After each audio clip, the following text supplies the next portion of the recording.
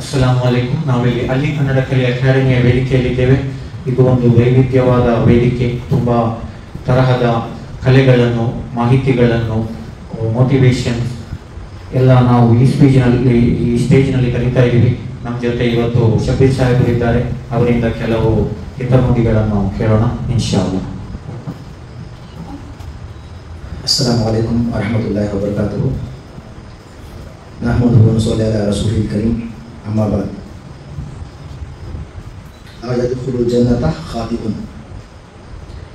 ನನ್ನ ಸಹಪಾಠಿಗಳೇ,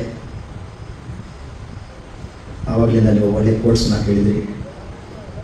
ನಮ್ಮ needs of life ಬಗ್ಗೆ ಕೇಳಿದಿರಿ. ನೀಡ್ಸ್ ಆಫ್ ಲೈಫ್ ಬಗ್ಗೆ ಕೇಳುವಾಗ ನಾವು ಎಲ್ಲರೂ ಹೆಮ್ಮೆಯಿಂದ ಹೇಳ್ಕೊಳ್ತೀವಿ ನಾವು ಬಿಲೀವರ್ಸ್ ಅಂತ, ಅಂದರೆ ನಾವು ಸತ್ಯ ವಿಶ್ವಾಸಿಗಳು ಅಂತ ಹೇಳ್ಕೊಳ್ತೀವಿ. ಬಟ್ ಸತ್ಯ ವಿಶ್ವಾಸಿಗಳಲ್ಲಿ ಇರುವ ಅರ್ಹತೆಗಳು ನಮ್ಮಲ್ಲಿ ಇದೆಯಾ, ಎಷ್ಟು ಪರ್ಸೆಂಟ್ ಇದೆ, ನಾವು ಆ ಪರಿಶೀಲನೆ ಮಾಡಿದ್ರೆ ಅಟ್ಲೀಸ್ಟ್ ಜಸ್ಟ್ ಪಾಸ್ ಆಗ್ತೀವಾ ಇಲ್ವಾ ಅಂತ ನಾವು ವಿಮರ್ಶೆ ಮಾಡ್ಕೋಬೇಕಾಗುತ್ತದೆ.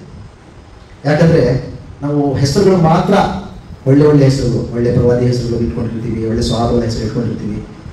ಬಟ್ ನಮ್ಮ ಬ್ಯಾಕ್ಗ್ರೌಂಡ್ ನೋಡಿದ್ರೆ ನಾವು ಮಾಡೋ ಕೆಲಸಗಳಲ್ಲಿ ನಾವು ಒಂದು ಸ್ವಲ್ಪ ಆಲೋಚನೆ ಮಾಡ್ಕೊಂಡಾಗ ಈ ಸಣ್ಣ ಸಣ್ಣ ಹದೀಸ್ಗಳನ್ನು ಇಟ್ಕೊಂಡು, ಆಯತಗಳನ್ನು ಇಟ್ಕೊಂಡು ನಮ್ಮಲ್ಲಿ ನಮ್ಮ ಜೀವನದ ಬಗ್ಗೆ ನಾವು ಆಲೋಚನೆ ಮಾಡಿದಾಗ ನಾವು ಎಲ್ಲೋ ಒಂದು ಕಡೆ ಎಡವಿದ್ದೀವಿ ಅನಿಸುತ್ತೆ. ಅಲ್ಲಾಹನ ರಹಮತ್ ಬಿಟ್ಟರೆ ನಾವಂತೂ ಉದ್ಧಾರ ಆಗಲ್ಲ. ನಮ್ಮ ನಡತೆ ನೋಡಿದ್ರೆ, ನಾವು ನಡೀತಾ ಇರೋ ದಾರಿ, ನಾವು ಮಾಡ್ತಾ ಇರೋ ಕೃತ್ಯಗಳು, ನಾವು ಮಾಡ್ತಾ ಇರೋ ಕೆಲಸಗಳು ನೋಡಿದ್ರೆ ಅಲ್ಲಾಹನೇ ನಮ್ಗೆ ಕ್ಷಮಿಸಬೇಕು. ಅಲ್ಲಾಹನ ರಹಮತ್ ಇದ್ರೆ ಮಾತ್ರ ಸ್ವಲ್ಪ ಹೋಗ್ತೀವಿ, ಇಲ್ಲ ಅಂದರೆ ಖಂಡಿತವಾಗಿ ಹೋಗೋದು. ಯಾಕಂದರೆ ನಮ್ಮ ಕೆಲಸಗಳು ಹಂಗಿದೆ. ನಾವು ರಿಲೇಷನ್ಶಿಪ್ ಬಗ್ಗೆ ಎಷ್ಟು ಆಲೋಚನೆ ಮಾಡ್ತೀವಿ. ಇವತ್ತು ಸಾಕಷ್ಟು ಕೇಸ್ಗಳು ಕೋರ್ಟ್ಗಳಲ್ಲಿ ಪೆಂಡಿಂಗಿರೋದೆ ಅಣ್ಣ ತಮ್ಮಂದಿರದು, ಗಂಡ ಹೆಂಡತಿದು, ತಂದೆ ತಾಯಿ ಮಕ್ಕಳದು, ಹೆಂಡತಿ ಗಂಡಂದು, ಈ ಕೇಸ್ಗಳು ಪೆಂಡಿಂಗ್ ಇರೋದು. ಯಾಕೆ?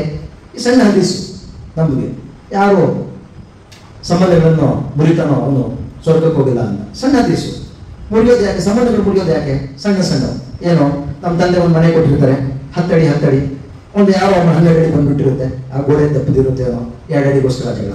ಯಾಕಂದರೆ ನಾನು ಕಚೇರಿ ಇರ್ತೀವಿ, ನೋಡ್ತಾ ಇರ್ತೀವಿ, 2 ಅಡಿಗೋಸ್ಕರ 2 ಅಡಿ 20 ಅಡಿ ಮನೆ ಇರುತ್ತೆ, 10 ಅಡಿ ಕೊಟ್ಟಿರ್ತಾರೆ.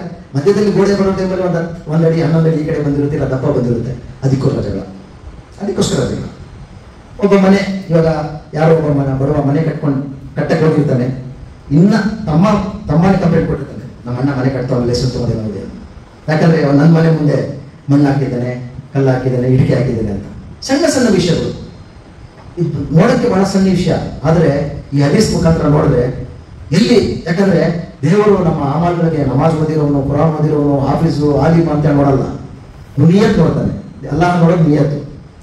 ನಾವು ಕೆಲವು ಸಮಯದಲ್ಲಿ ಎಷ್ಟು ಒಳ್ಳೆ ಪದಗಳು ಬೆಳೆಸ್ತಾ ಇರ್ತೀವಿ ಅಂದರೆ, ಮನುಷ್ಯ ಹೇಳ್ತಾ ಎಷ್ಟು, ಇವಾಗ ನಾನು ಹೇಳಕ್ಕೆ ಶುರು ಮಾಡಿದ್ದೀನಿ, ಈ ಹೇಳ್ತಾ ಇಂಥ ಪದ ಉಪಯೋಗಿಸ್ತೀನಿ ಅಂತೆ ಆ ಅಲ್ಲಾಹನಿಗೆ ಇಷ್ಟ ಆಗ್ಬಿಡುತ್ತೆ. ಆ ಪದ, ಆ ಒಂದು ಪದ ಸಾಕು ಅಲ್ಲಾಹನ ಶಂಸಕ್ಕೆ.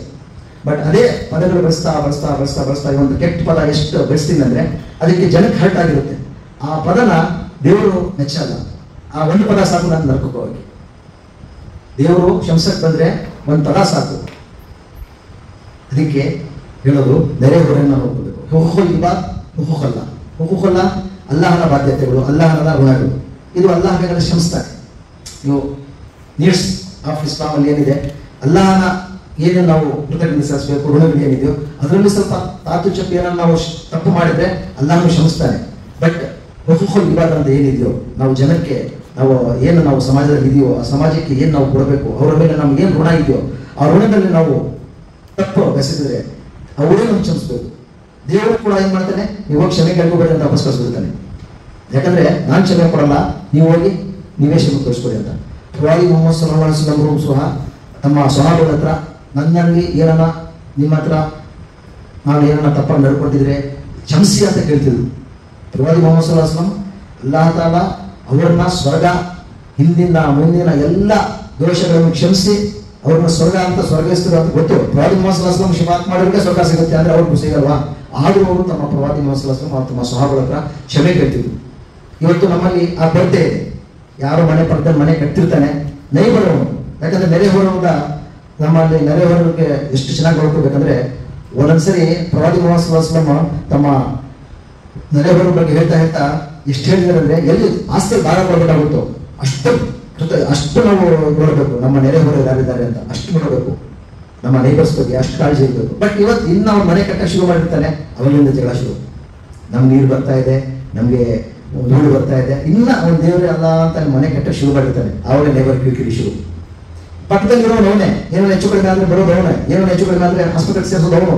ನಾವೆಲ್ಲರೂ ಇರ್ತೀವಿ, ನಮ್ಮ ಮಕ್ಕಳೆಲ್ಲ ಸೋದೆಯಲ್ಲಿ ಇರ್ತಾರೆ, ನಮ್ಮ ತಂದೆಯಲ್ಲೂ ಆಫೀಸ್ಗೆ ಹೋಗಿರ್ತಾರೆ, ಯಾರು ಇರ್ತಾರೆ. ಪಕ್ಕದಲ್ಲಿರೋರು ಯಾರೋ ನೈಬರ್ಸ್, ನಾವು ಅವ್ರ ಹತ್ರನೇ ಚೆನ್ನಾಗಿರಲ್ಲ. ಇನ್ನ ಬಿಗಿನಿಂಗ್ ಸ್ಟಾರ್ಟಿಂಗ್ ಇಂದಾನೇ ಜಗಳ ಆಗುತ್ತೆ.